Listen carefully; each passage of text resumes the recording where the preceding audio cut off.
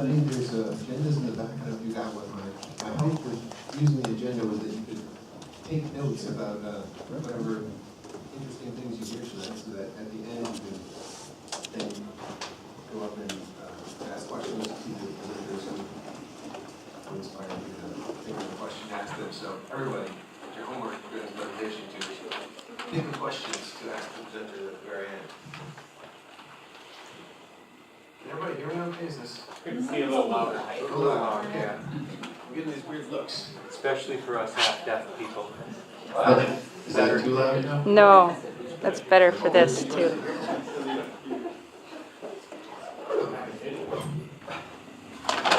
So, please take notes. We're going to go right to our first presenter, which is Jessica. Jessica Holt. I want to tell you I'm delighted to have this opportunity, and I hope that all of you gave some really great ideas about making things. Oh dear, sorry. I've done this for a couple of years. So I'm also going to look at a little paper while we have fun here, and if you don't understand any of it, wait until the end. Don't interrupt me or the flow will disappear. Okay. Hi there to you all. It's a very special meeting because we're bringing together people who like to make things. And I got all excited about it when I heard about it from my daughter, because I have been making things since I was a very little girl, and it was known out on the farms in Wisconsin and all kinds of places that if you wanted somebody to climb in the grain bin with you, boy, call Jessica. So with that little bit, I'm going to read a lot of this and hope you'll get something good from it. My name is Jessica Holt, and I'm an artist, and I've been making things since I was a little girl. I was always the little girl with the big ideas, and now I remain the big girl with the big ideas. I grew up in Wisconsin, married and raised a family in Illinois, and recently moved back to Wisconsin from Wyoming, where I lived for 22 years in the beautiful foothills of the Bighorns. I had an art camp there for teens, the Bowen Camp, where I worked in many media, sculpture, painting, and conceptual installation art, and where play theory became the focus of my thesis research, and where community folks came together to become part of the process and the product of all of it. The most recent work that I did is with other people, fairly large groups of people. I've sought and created maker communities to share with and learn from. Painting classes at Rockford College way after I was out of regular college. An MA in Chicago and an MFA in Colorado. Hosting backyard art parties and attending international and artist in residency programs in Canada and Iceland and Italy. I've selected one out of the four of my grown-up big ideas, i.e. art is play, to share with you. And the title of that piece of art that was developed in Iceland is called Sheep Path Sounding Machines.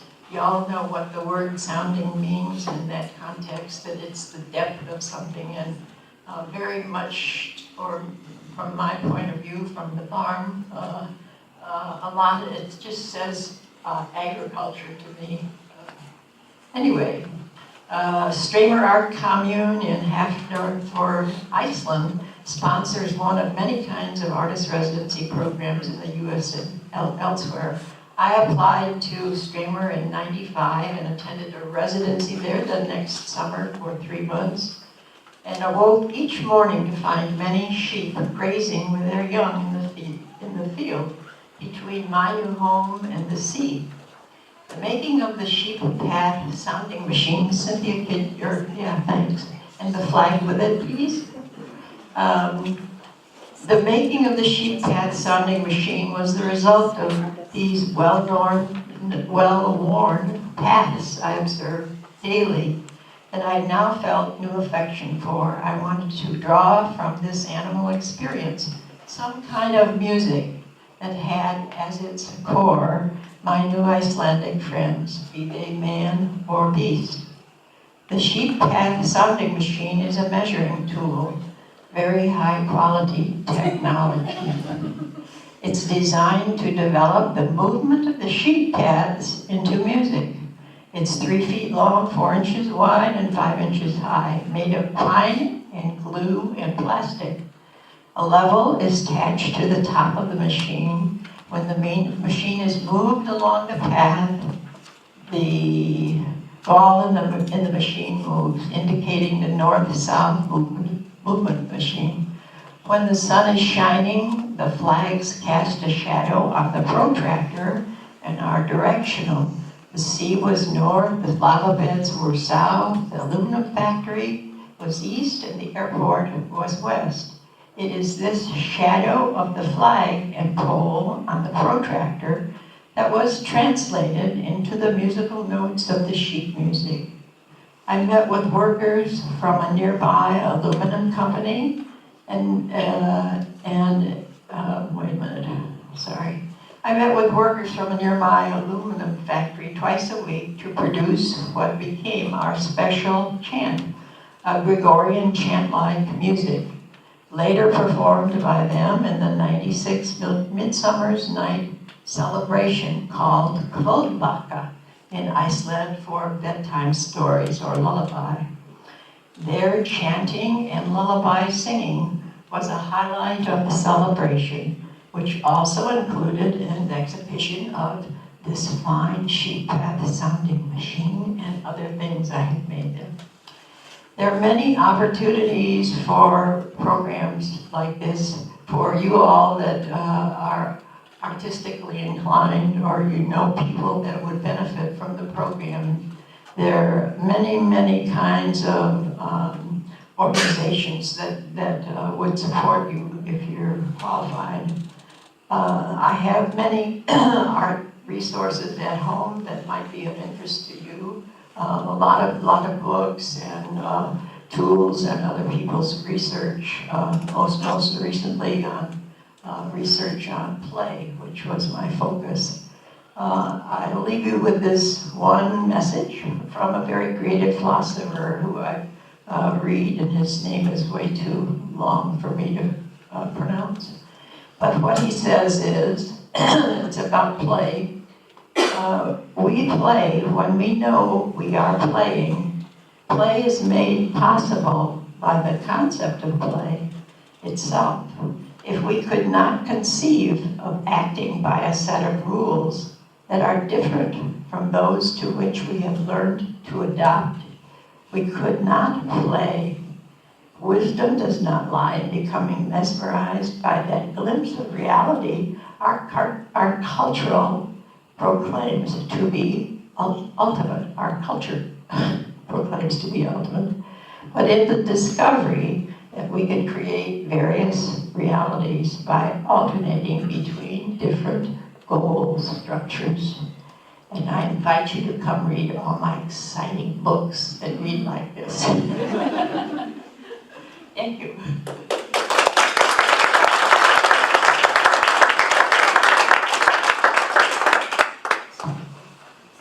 Thanks very much.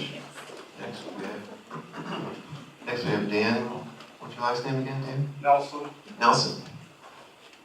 And we've got some slides. Just a second. So I'm just going to turn the projector on. That'd be great.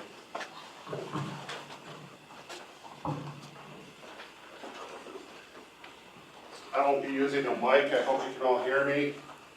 I don't have anything prepared, so I'm just going to wing it. I'm going to show you what I got, what I do. I've been a professional woodworker for 30 years. I have a small shop located in Palmyra, Wisconsin.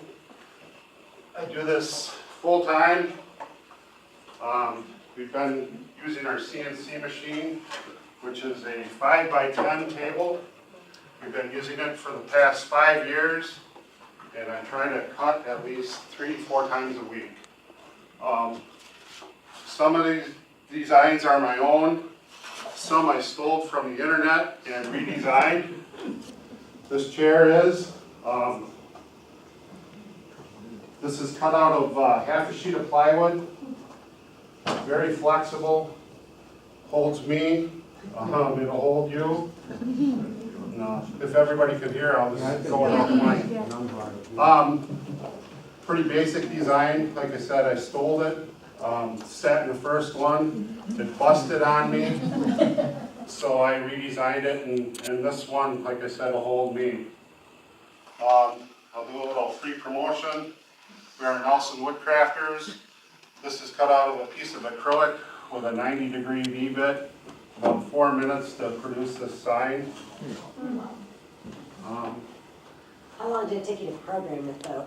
A lot less time than it did 5 years ago.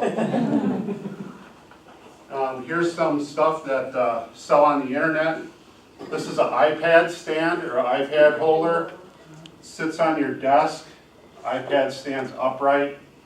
Sell a lot of these to a guy in Georgia, and then he marks everything up. Here's a little speaker that I use. They go next to a computer. 4 pieces of black walnut, kind of sandwiched together. All index pins, so everything aligns. If you pop the speaker out, I don't know if you guys can see that. You can take a look later. But there's some pretty intricate notching in there. I wouldn't recommend doing this with a drill bit and a chisel. We do a lot of signage. Here's a PAP sign that I did. The inside of it is actually reclaimed lumber from the brew house. This is northern white pine, and when I counted the rings on it, there's about 200 rings. PAPS was done in the late 1800s, so if you take that times 200 and some years, that was a pretty old tree that we cut out.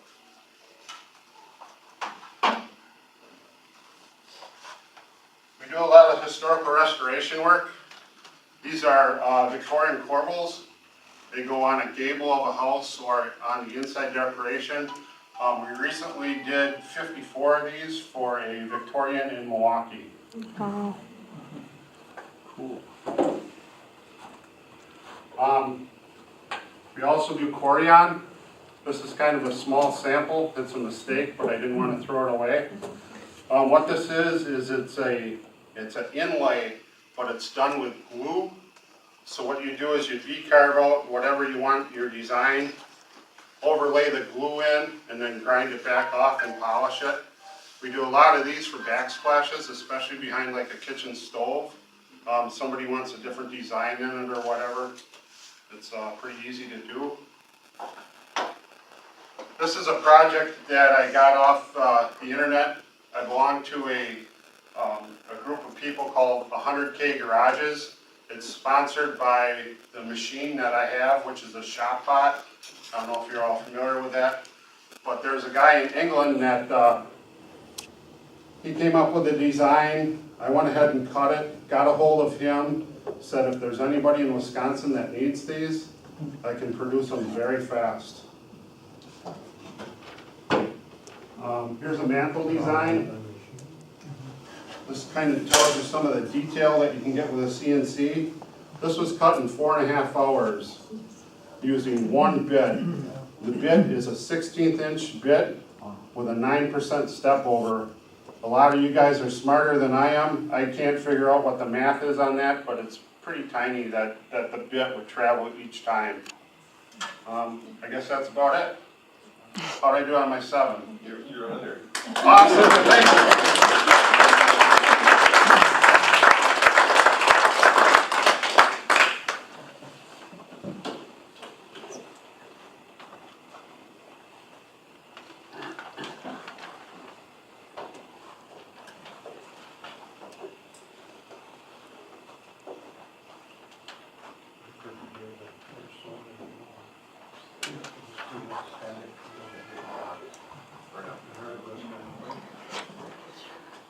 Hello, can anybody hear me? No. Now can you hear me? Yes. Now can you hear me? Hi, everybody. I'm Walt Christensen.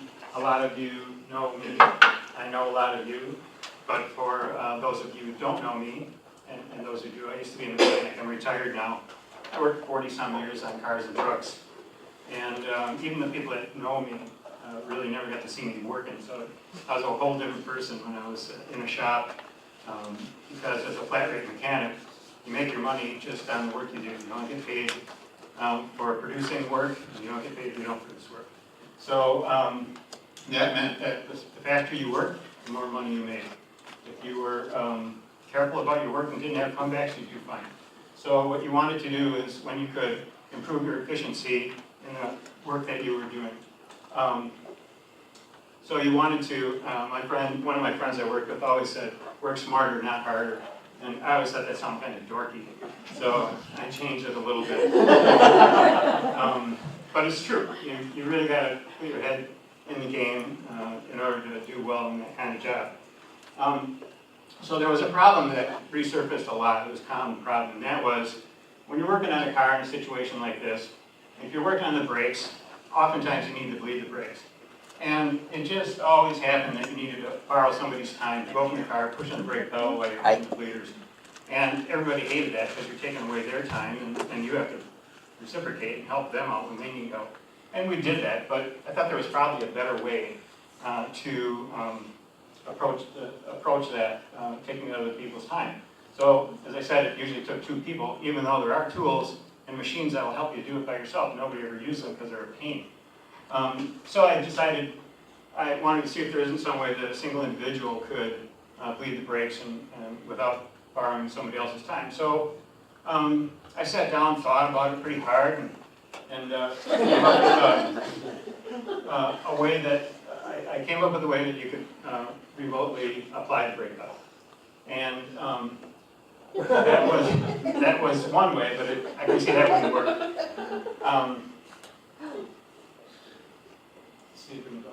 So I wanted to see if there isn't some mechanical way to press on the brake pedal and to be able to do it from outside the vehicle and anywhere around the vehicle.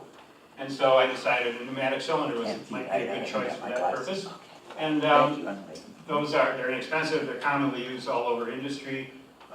They're clean, they're powered by air, and every shop has plenty of air.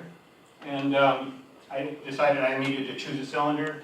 So it's a simple kind of math problem where you've got shop air is about 100 to 150 psi.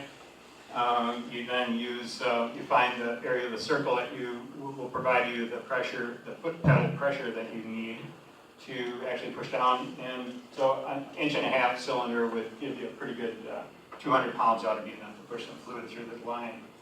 And then I needed to make some fixtures to mount and operate, and it took some welding, some other fabrication. And so there was some of that going on in this process. The result was this here cylinder that I put together, and I brought it in today. Oh, where are we at here? I think I pushed the button. And it looks like this. Stealing my space here. And so what I have is this here cylinder. Oh, I gotta get away from the speaker. And we can take a look at it later. And it has a control, and a control pushes the cylinder, allows you to push the cylinder out and pull it back in. That's a close-up of that same control. And this is the whole assembly in a car. You can see that on the forward end right here, it's attached to the brake pedal. There's a little loop that hooks over the top of the brake pedal and hangs on there. And on this end, the other end, there's a bracket that goes around the front of the seat and pushes from the seat against the brake pedal.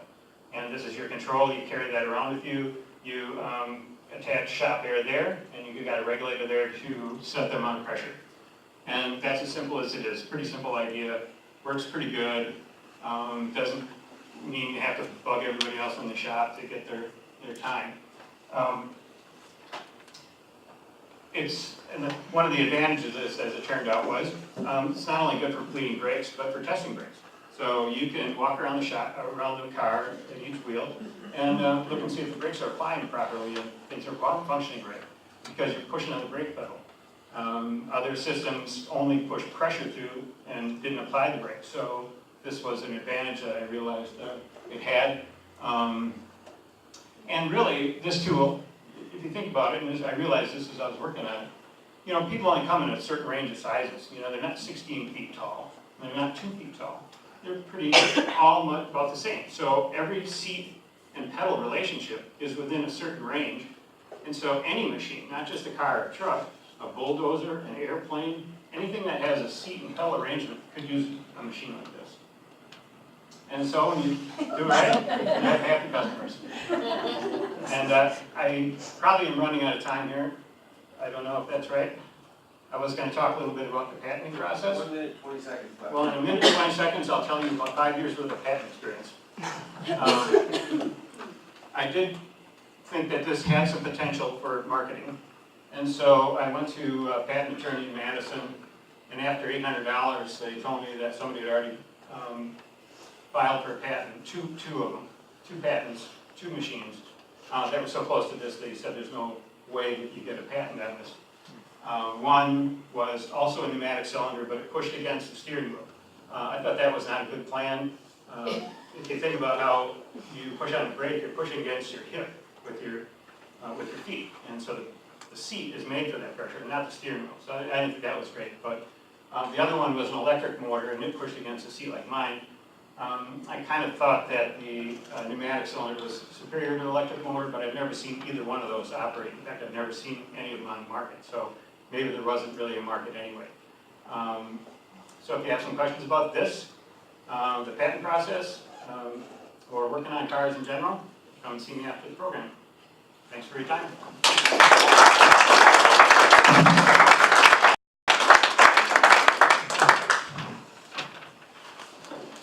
Next, Louise and Nelson.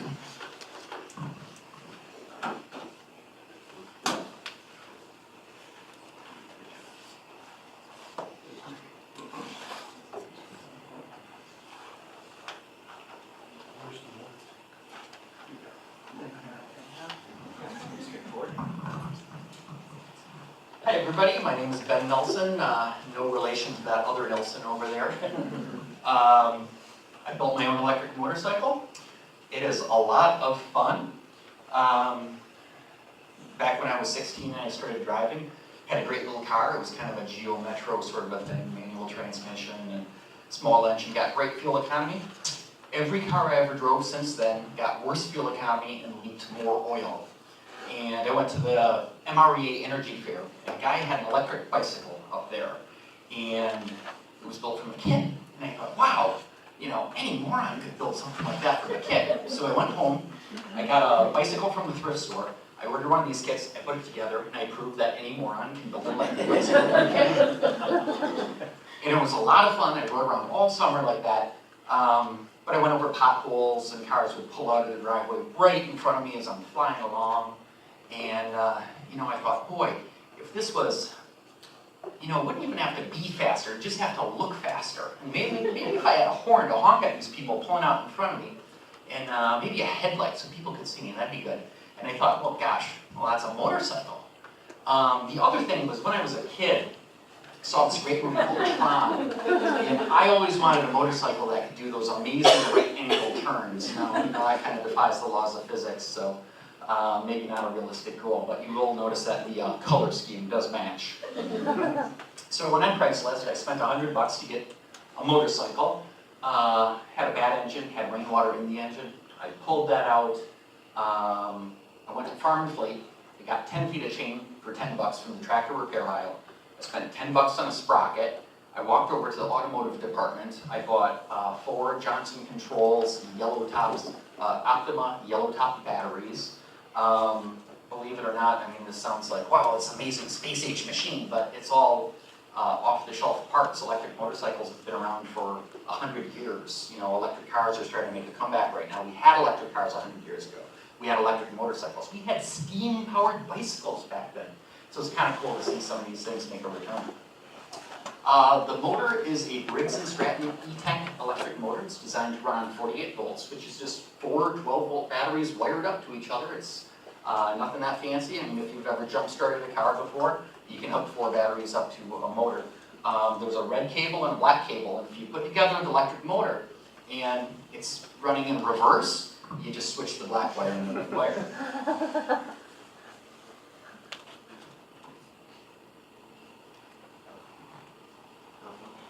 Advance.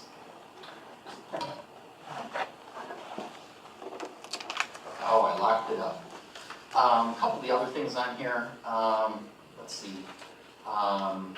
I did order a custom sprocket for it because gear ratios do matter in terms of your top speed, how much power you pull out of the batteries. You want to be gentle enough to your batteries, but still have enough power when you really want to take off and get going. So I called up a place that they do custom sprockets, and they said, yeah, what chain do you have, what motorcycle do you have, and how many teeth do you own? And then they actually use CNC machining, so it's kind of like what Dan was talking about with the woodworking. Only it's a metal machine shop. They do this up, send it to you in the mail. So I bolted that to the back wheel for a nice low gear ratio. And by doing that, I completely eliminated the transmission. There's no transmission on this motorcycle. The motor spins. It spins the sprocket, which spins the chain in the back wheel. The batteries are absorbed glass mat batteries. What's cool about these is you can set them sideways, which meant that I could cram 4 of them into the motorcycle without modifying the frame at all. But I did need some solid way to mount them, so I built a battery rack. And in the earliest version of my motorcycle, it was literally all bolted together. I had some C-channel from Home Depot and some thread rod, and just kind of bolted it all to the motorcycle. Later I started to learn how to weld. I'm now a passable welder.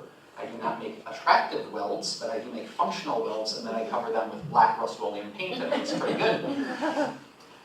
So I learned to weld, and then I made this. And so the batteries bolt into the motorcycle in the original mounting points that the engine went to. So I didn't drill any holes in the frame. This is a stock motorcycle. It is not a chopper, it is not a bobber. It has regular title license and insurance on it.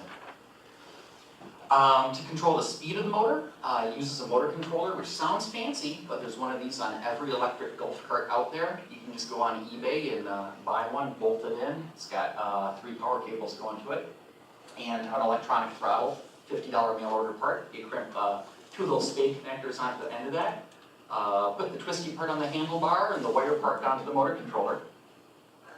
And then I bought a cheap little battery charger, which worked fine, but it was made in China. It died after a while. So what I did was, a friend of mine recycles computer parts. So this is a UPS, an uninterruptible power supply, which is the thing you plug your computer into, so when there's a blackout at work, your computer still runs, you can save your files. It's got a battery inside to create electricity, and then when the power comes back on, it recharges that battery. This is a 48-volt version, and it's a 48-volt motorcycle. So I thought, well, heck, in one box, that's a battery charger for a 48-volt system, and it's an inverter. It'll take battery power and convert it into wall power. So last summer when we had a blackout at my house, I went out to the garage, plugged in my motorcycle, flipped one circuit breaker off and another circuit breaker on, and ran my whole house off my electric motorcycle. It's 48 volts. It's designed for going 20 to 30 miles per charge. I live 2 miles from downtown Conwalk. My average trip's about 10 miles from my place to hardware store, library, errands, all those sorts of things. It's designed for 45 miles per hour because that's the speed limit in front of my house, and I've gotten a speeding ticket before. It's designed to recharge in under 8 hours. It's got great acceleration. I'm the first guy away from the traffic lane. That led me to building an electric car. And now my current project is a hybrid pickup truck, which will be diesel and electric, and maybe I'll have to pester Walt for some mechanics advice, because I actually don't know anything about cars or trucks or things like that. I've changed oil, and other than that, I just kind of worked on it, you know, chipping away, learning by doing. I'm not an engineer, I'm not a designer. Tinkerer is probably the best description for me. And then the other thing that I've been doing is I've been blogging, I've been shooting YouTube videos. I got about 4 million YouTube views on all my projects now, like 3,000 or 4,000 subscribers. And if you go to 300mpg.org, you can learn how to build your own electric car, your own electric motorcycle. And I made instructional DVDs teaching other people. So people all over the world are now building their own electric motorcycles and their own electric cars, and let's keep going from there. Thank you.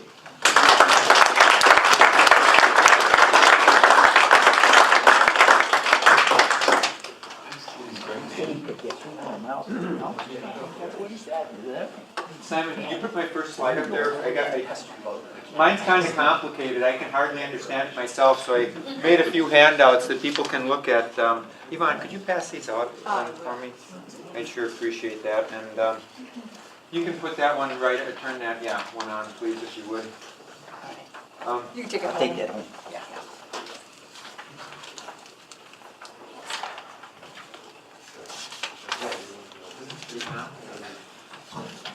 You point that end at your mouth. This one?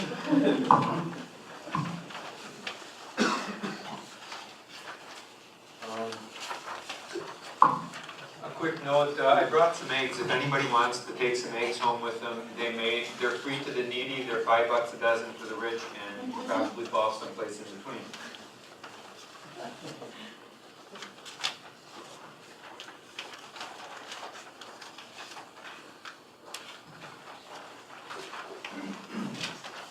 Breathe deep, the gathering gloom. Watch lights fade from every room. Bedsitter people look back and lament. Another day's energy uselessly spent. Impassioned lovers wrestle as one. Lonely man cries for love and has none.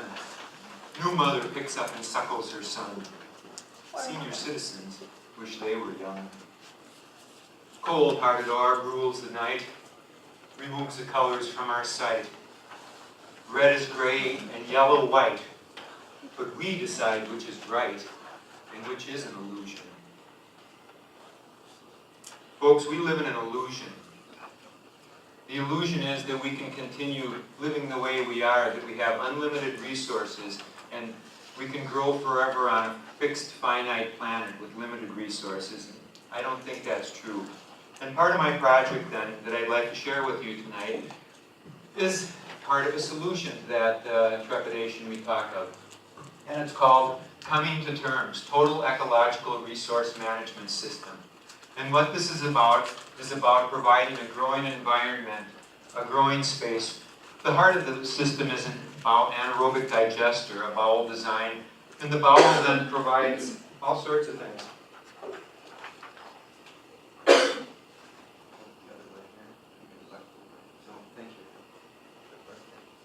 Then, this is the bowel, and we call it the bountiful bowel. It's a very simple anaerobic digester. And what the bowel is about, this is how it was constructed. This is the test model. This is to prove the system works, and it really, really worked well. But what the bowel does is it provides methane, biogas. And when you burn the biogas in an internal combustion engine, you're producing heat and electricity, which can be sold to the grid if it's big enough. And it can also, we're storing the gas in that particular tube right there. So what the total ecological resource management system is all about is to create various utilities for the home and farm. We want to create heat and utilities for the home. We want to create heat and electricity for the farm. We want to produce food and fiber. And we want to feed into this a vast array of systems, various types of biomass and waste, feed in human capital, sunlight, water, labor. And in return, we get all sorts of different things. These are some of the inputs that you see here. Prairie chop, algae, all these different things can be fed into the anaerobic digester. And then it creates things for us. We can create with the anaerobic digester, we're creating methane, carbon dioxide, and that then is converted into heat and energy and carbon dioxide, which in a system, when you start to put everything together, you can use the gases from the biodigester to create your heat and electricity. You can use the heat from your anaerobic digester to store in your thermal storage tank so that you can grow your tilapia, you can heat your greenhouse, you can heat your farm, you can heat your makerspace. And the system feeds on itself. The methane from the anaerobic digester is burnt, I said that, but then the carbon dioxide from the internal combustion engine is fed into the algae growing tanks. It's fed into the growing space so that you can double and triple your production of green matter. It's designed to be able to use various resources from the community, food wastes, grass clippings, things from the farm, manures, things of that nature. You feed it into the anaerobic digester and it powers the whole system. You can grow tilapia with the system because you have the utilities of heat and a sheltered area. When you feed your tilapia, you get various effluents and you get digestate from your tilapia. You can feed that back into your biodigester. If you add various things to it, like algae, one of the things we want to do is create algae ponds along the side of it so that as the digestate comes out of the digester, it can go right into the algae tank, which with the carbon dioxide bubbling through it creates algae for food use, perhaps for the tilapia, or to feed back into the anaerobic digester. And with the utilities of heat, electricity, and shelter, you can start to add on other greenhouses. You can heat and power your home. You can heat and power your farm, depending upon the size. These things are really cool because they can be scaled. They can be scaled for a backyard gardener size. They can be scaled for a CSA farm, which I used to run. Or it can be scaled for quite a bit larger endeavor to feed back into the utility. And one of the things that I would like to see done with this particular system is incorporated into our makerspace programs so that it becomes essentially a community greenhouse where people can come and the crew that actually runs the thing does the day-to-day chores, but there's space for people to work, there's space for people to grow things. It's a community greenhouse with larger out gardens coming off of it. And sized properly, we would be able to heat our makerspace with this type of system and provide either some or all of the electricity necessary to run the makerspace. This is the type of system that will require a lot of upfront input, but it can be staged. You don't have to do everything at once. You can start out with a simple anaerobic digester, add on things like tilapia, the growing space, and let the thing grow as our makerspace grows. So, thank you very much.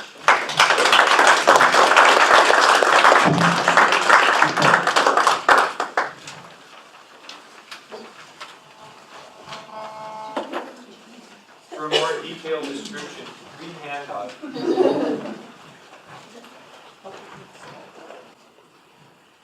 Hi, I'm Simon Dorfman, as you already know.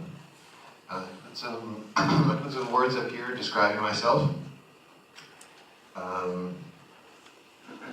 So I'm going to talk tonight about two projects I was involved with that have funny names. The first one is a PVC pipe tree sculpture with CD-ROM branches with eyes for leaves. And the second one is an elastic CD-ROM Twitter table. So this is a picture of the first one. I'm going to play a little video and just let it loop.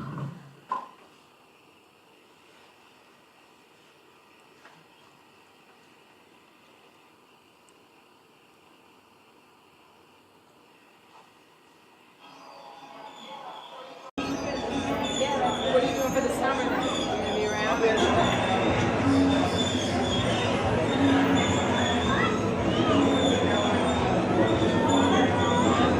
Simple. It's a PVC pipe tree sculpture. And at the end there's these CD-ROM drives, like from old computers. And on each CD-ROM drive there's a little sensor. And that sensor has like a half of a ping pong ball, so it kind of looks like an eyeball. So that little cue makes people who are looking at it say, what is this eye for? And they kind of pass in front of it. And the sensor detects this motion. And it just opens the CD-ROM drive or it closes it. It's very simple idea. And I didn't know anything about electronics before making this, but I was involved with this group of people in New Orleans called Gumbo Labs. It was a makerspace, and learned how to make this. The other people who knew how to do electronic stuff, and we made this thing and we showed it. It was fun. So that's the first one.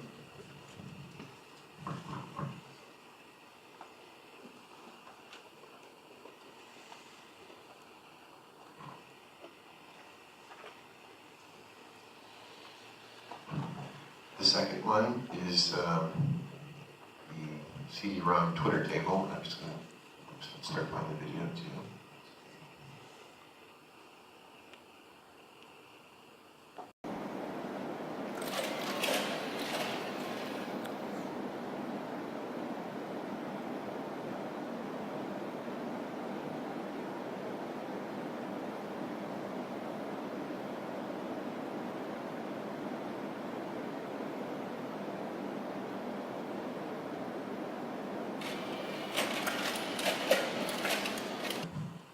basically it's like 3 characters, so like this in the middle is a T right now, this is an L. And so the CD-ROM drives open and close in a special way to spell letters, right? And what is it spelling? It's spelling, we showed this at this thing called Barcamp NOLA. So people at Barcamp would tweet about the stuff that was going on at this conference. And we would grab the last tweet and spell that out. But it was pretty, I had to tell you that for you to know. You would never see, so it's like interactive supposedly, but you know, it's very theoretical. It's just kind of funny to look at.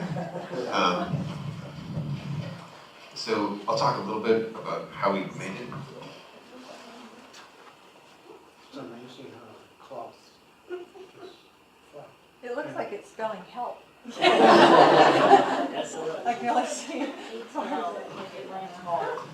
So this is kind of the guts of it. You can see there's, you know, let's see how many, 7, 1, 2, 3, 4, 5, 6, 7, yeah, 7 CD-ROM drives for each character.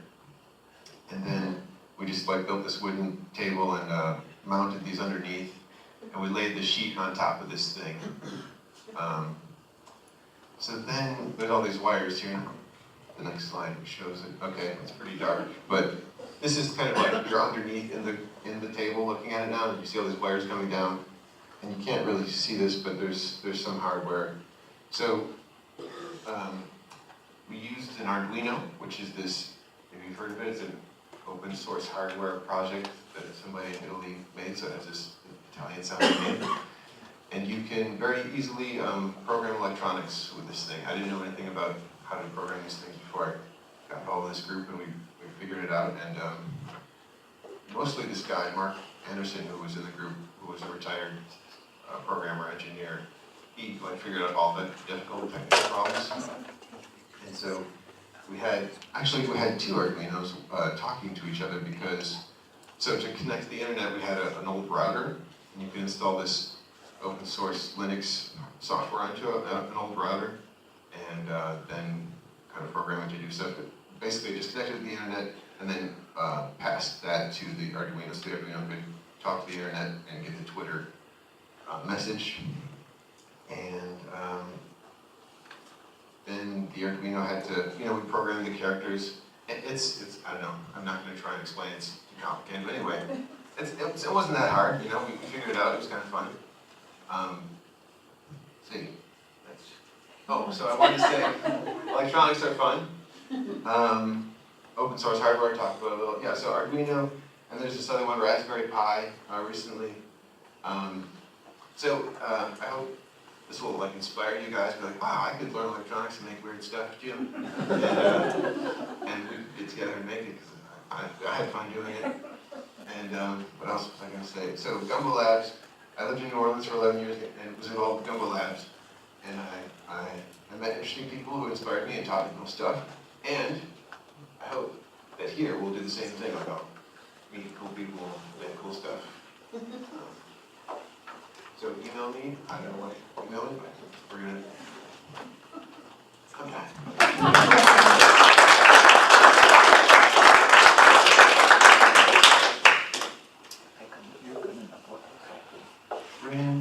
Doesn't matter. CD-ROM computer drives. Okay,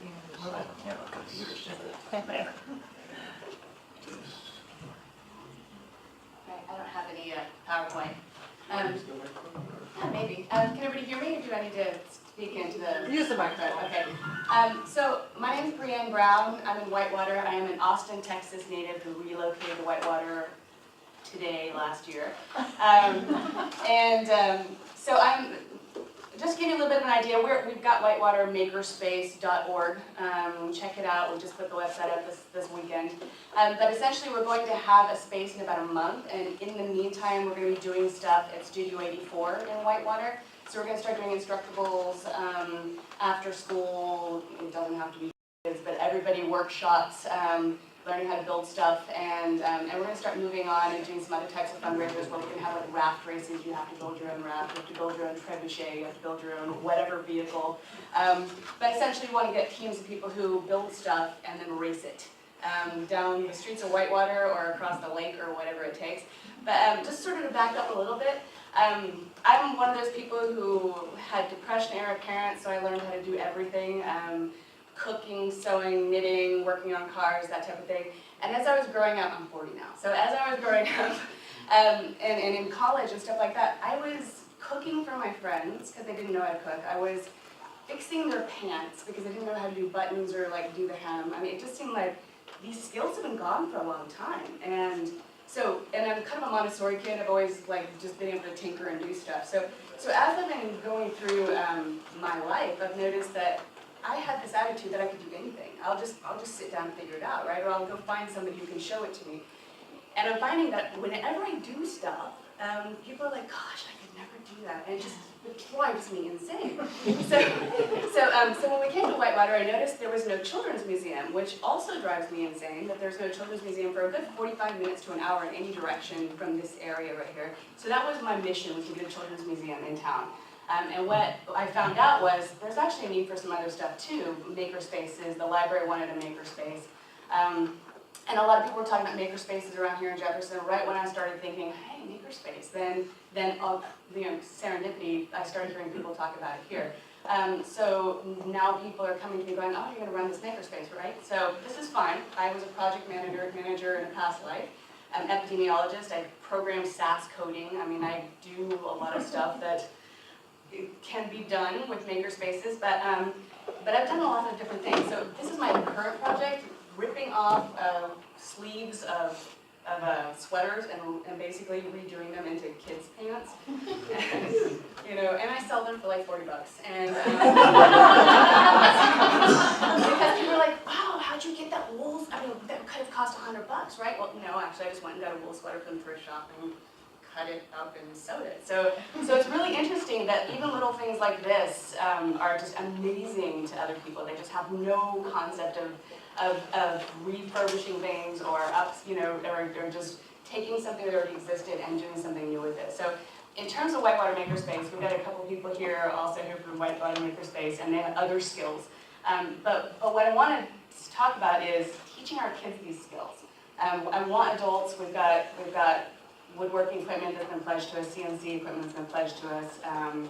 We've got, what else? We have 3D printers that are going to get built for us. So we've got a lot of stuff going on that's more dangerous and adult. But I also want to make sure that we have after-school programs and summer school programs and things for kids to do so that they learn that they can do anything. Because these days, especially with all the information available on the web, kids can do anything. And I'd really like to, and I have kids, so I'd like to make sure that they all learn this stuff. So this is, over here, this is Caitlin and Jacob, and they're also part of the Makerspace, but they also are part of the Milwaukee Makerspace. So I thought you guys might want to talk a little bit about, we did a tour of the Milwaukee Makerspace, so I thought you guys might want to talk a little bit about your I'm a member too. Yeah. Yes. Yeah. So the Makerspace is really awesome. For me, what's really awesome is that I feel it's really, any Makerspace in general is really empowering, because it lets you know that there are a whole bunch of people out there that want to make stuff, that can make stuff, and they started out just like you. A lot of them did. Some of them are engineers, some of them are really, really smart, and those are the guys that everyone turns to, but there are a lot of people there that started out not knowing anything, joined the space because, hey, they have this woodworking shop, this metalworking shop, and they have a kiln, and they have all this other stuff, and so it was really cool. And then they started learning how to use stuff in the woodworking shop. And then they started learning how to sew. Kate teaches sewing classes. And then they started learning how to weld. And all of a sudden you have this slew of things that you can do that you never thought you could do before. I have taught people how to solder, which is, lots of people don't know how to solder. And it's a really simple skill. And you can buy a soldering iron at Radio Shack and some solder for maybe $20. And then the next time something breaks, like a lamp, and it's kind of on the fritz and you're not really sure what to do, you maybe after taking a class on soldering can go in there and see where it's not quite connected right, and use a little bit of solder, and hey, you fix something in your house all of a sudden. You don't have to throw it away and buy a new one. Yeah, yeah. So that kind of stuff is just really, I think it's really empowering, but I think it also, I've heard a lot of people talk about tinkering and hacking and making, and I think that for me, the one thing I'd like to do is empower people, but also let people know it's okay to do stuff and not succeed, and fail at, you take something apart and you can't quite put it back together, and you have different parts and it doesn't work, but that's okay, because you've learned probably how this little thing works, even though the whole thing doesn't work, you've learned about this little thing. Or just that you've taken it apart and you failed the first time, but you succeed the second time.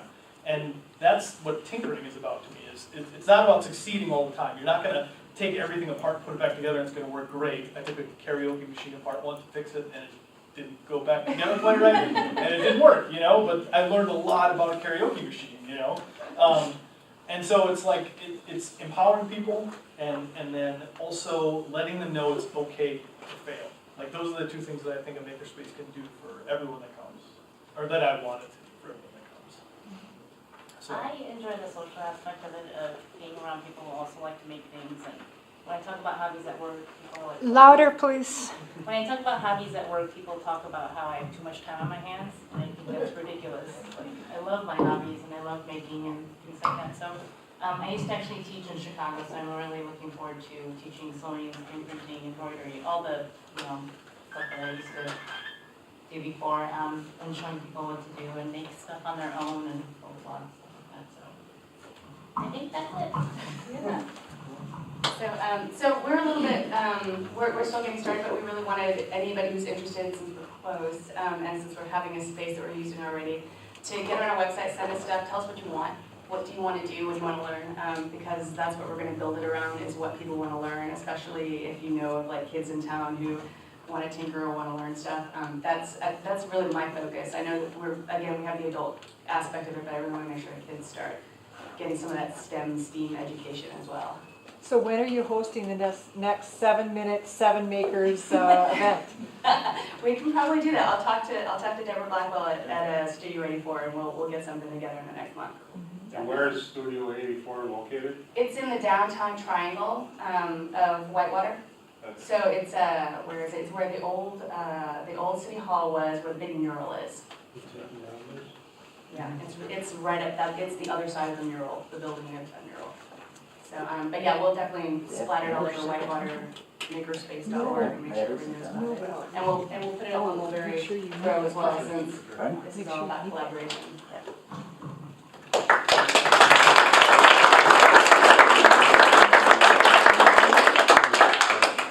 So, everybody who didn't present tonight, I want you to think about presenting next time.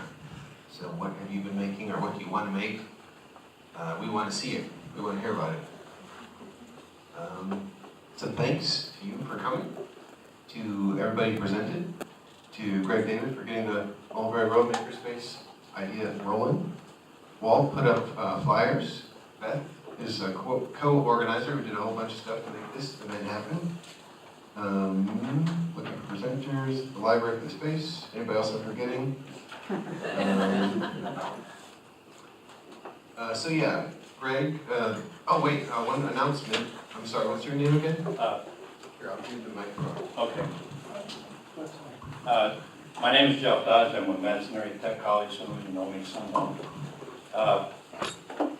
In September, specifically September 21st. No, 14th.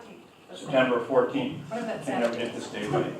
In Fort Atkinson, there's a welding rodeo, which is an art-like event. People go over and grab scrap iron from Dorfman metals and turn it into art. There's a couple of folks here that have participated. There's also an art fair with it, so come out and see it on that day. But the reason I wanted to make this announcement is that this thing is sponsored by Dorfman Metals, the Fort Atkinson Arts Council, Madison Area Tech College, and am I missing somebody else? A bunch of other people. And we will have some information booths there. The Arts Council will, and our college will, and we'd like to invite the Makerspace folks from Jefferson County to have an information table there beside us, if you would like to. But that will require that some of you participate. I will be working the college booth, so I'm not available. And so somebody's going to have to organize that get it set up. You'd be right next to the Arts Council and the college folks. There's other artists there and a band, and it's going to be a pretty neat day. So talk about that, see if you want to get involved and set up a booth, an information booth for Makerspace here in the area. Thank you. And the next Makerspace meeting is August 14th at 6:30 at UW Extension in Jefferson.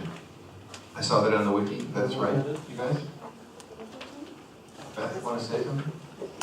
Please remind people to look at the back of their agenda. Oh yeah, that's my next slide. Okay. Go ahead then.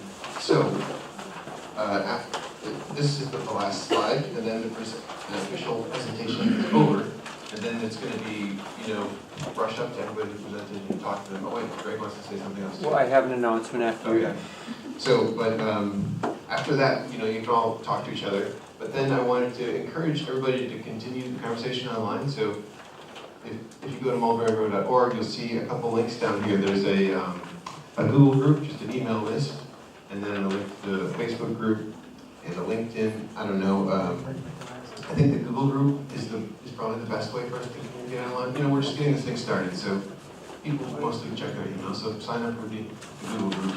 We can all email each other. That's what the Milwaukee Makerspace uses as well. Yeah, and it's a really good tool for. And I encourage people to subscribe to the Milwaukee Makerspace email list, and they post interesting stuff all the time. And Sector 67 in Madison too. I subscribe to both of them and learn all kinds of interesting things that's going on.